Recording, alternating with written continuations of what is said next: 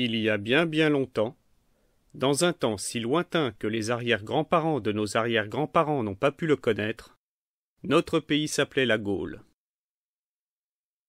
Il était couvert d'immenses forêts, et Paris n'était qu'un petit village qui tenait dans une île de la Seine. Ses habitants, qui s'appelaient les Gaulois, étaient de haute taille, et ils portaient de longues moustaches qui leur donnaient un air guerrier. Ils aimaient par-dessus tout à entendre de beaux discours et à se battre. Ils étaient si braves qu'ils disaient « Nous ne craignons qu'une chose, c'est que le ciel tombe sur nos têtes. » C'est pourquoi ils allaient parfois guerroyer dans les pays lointains. Ils prirent même la grande ville de Rome, et les Romains furent épouvantés comme s'ils avaient vu entrer des sauvages. Beaucoup s'enfuirent, mais les vieux sénateurs étaient restés chez eux, assis sur leurs chaises, pour donner l'exemple du courage. Les Gaulois étaient si naïfs qu'ils prirent ces vieillards pour des statues. L'un d'eux, afin de s'en assurer, tira la barbe d'un sénateur qui lui donna un coup de bâton. Alors, les Gaulois les tuèrent tous.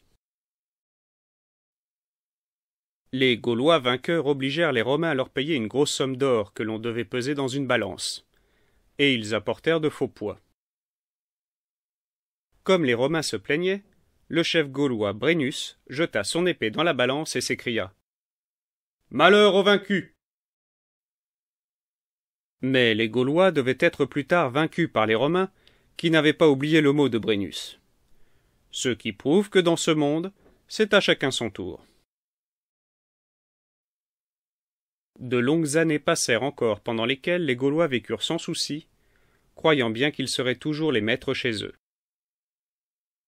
Ils aimaient beaucoup les fêtes, les grands repas, la poésie et les chansons. Leurs prêtres s'appelaient les druides. Ils cueillaient le gui dans les arbres, en grande cérémonie.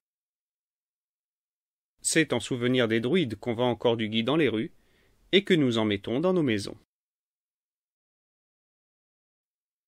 Les Gaulois n'auraient jamais cessé d'être les plus forts s'ils avaient été unis.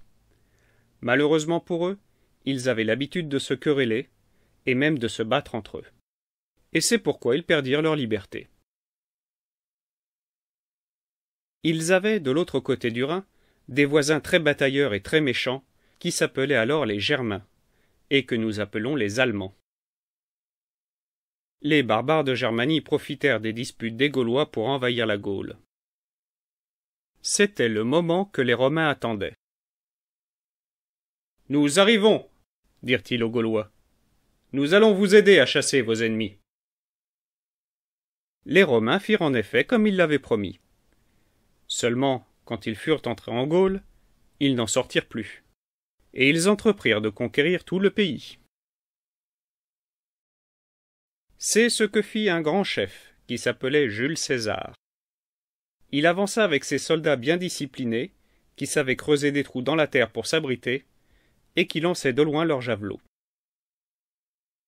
Avec toute leur bravoure, les Gaulois venaient se briser contre les légions de Jules César, et chacune de leurs tribus ou provinces se faisait écraser séparément.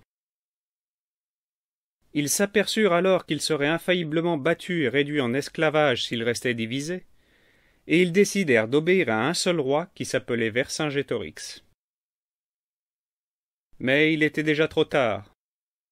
Jules César avait conquis la moitié de la Gaule. Il marcha à la rencontre de Vercingétorix, qui fut battu après une lutte acharnée et dut chercher un refuge dans la ville d'Alésia, devant laquelle les Romains vinrent mettre le siège. En vain, les autres Gaulois essayèrent-ils de délivrer leur chef. Comprenant que la résistance était inutile, Vercingétorix monta sur son plus beau cheval et alla jeter ses armes aux pieds de Jules César pour montrer qu'il se rendait. Jules César ne fut pas plus généreux que ne l'avait été Brennus. Il emmena Vercingétorix à Rome, le mit en prison, et au bout de 6 années, il le fit étrangler. C'était au tour des Romains de dire « Malheur aux vaincus !»